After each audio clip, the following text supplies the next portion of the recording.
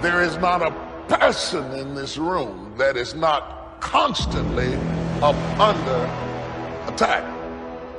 No matter how blessed you've been, no matter how successful, no matter how accomplished, no matter how healthy, no matter how fruitful you are, somewhere in your life you are either being attacked or about to be attacked in some area of your life. What is it that will make it worth it for you to face the rejections? What is it that will make it worth it for you to brainstorm and not be intimidated and say, I can do this? What is it that will make it worth it for you to raise the bar on yourself and say, I got some more stuff in me? What is it that will make it for you when you want to give up? And God says, I'm going to bless you, but you've got to dress for the battle while you receive the blessing. With every blessing, there is a battle. I would venture to say the greater the blessing, the greater the battle. The enemy would not send that level of battle against you if there were not that level of blessing before you. The level of battle you face is an indication of the level of blessings that you stand to receive. No robber robs an empty house. Nobody holds up a bag lady because she doesn't have anything to steal. If you're up under attack, there's something to be gained.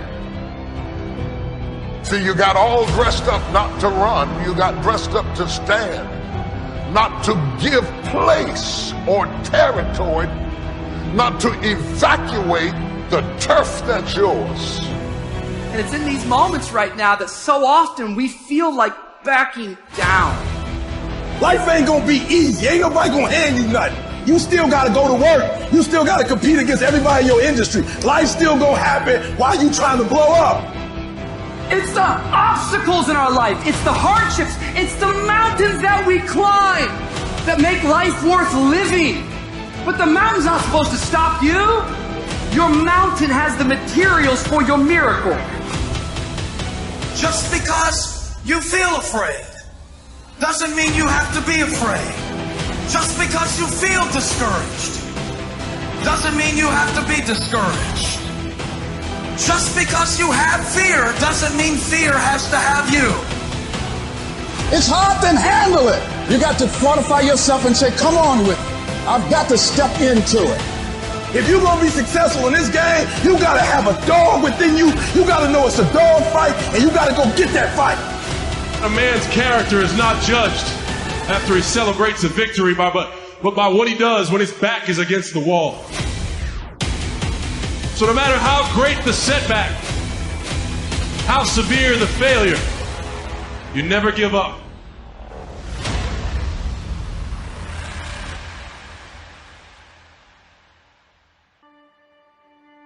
Grab and seize this opportunity like you've never seized anything in your life before to make something remarkable of it. Take advantage.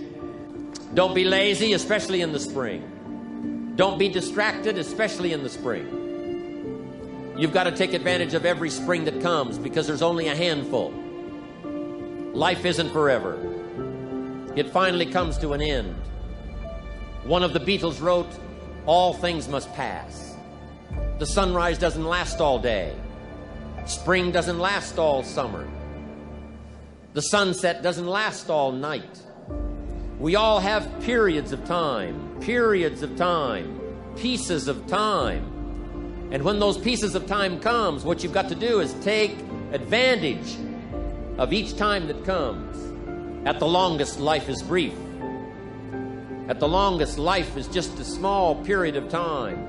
So don't waste your springs. Don't waste the opportunity to talk to someone. Don't waste the opportunity to have a meeting. Don't waste the opportunity to come to next extravaganza. Don't waste the chance. Each spring that comes, take advantage of them because there's just a few. Don't let them all pass. Take advantage. Now here's number 3.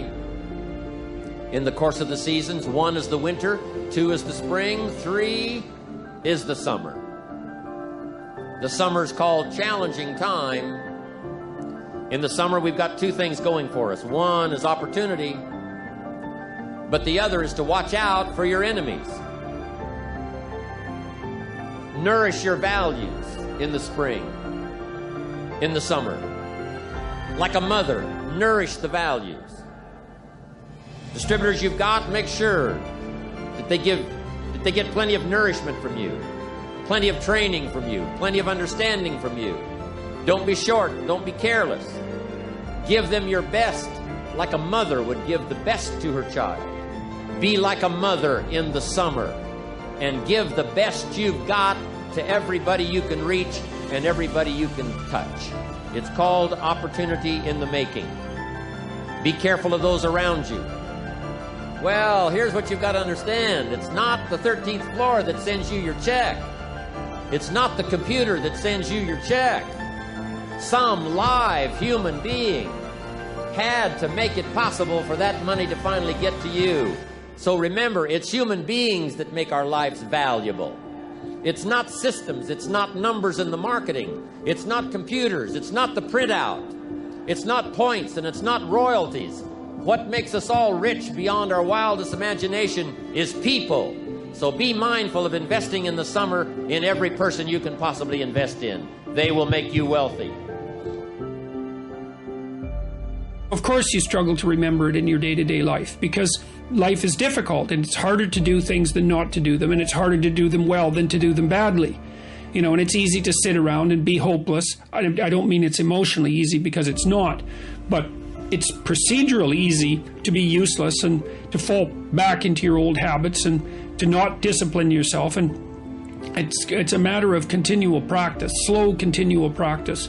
And I think a good example of that is something like weightlifting. You know, if you start a weightlifting program, which I would recommend, by the way, because it's tremendously advantageous physically and cognitively, you're not going to really see results for a number of weeks, and then the results are rather slow, but you can get pretty decent results over a 6-month period and absolutely stellar results over a couple of years. And so you have to make sure your time frame is right and not to be too hard on yourself. And I did mention the future authoring program earlier, and one of the things I would recommend too is if you're having a hard time implementing your decisions, say your ethical decisions, that you spend a bit more time thinking them through and writing them down. And the future authoring program is really helpful for that. That's why we designed it.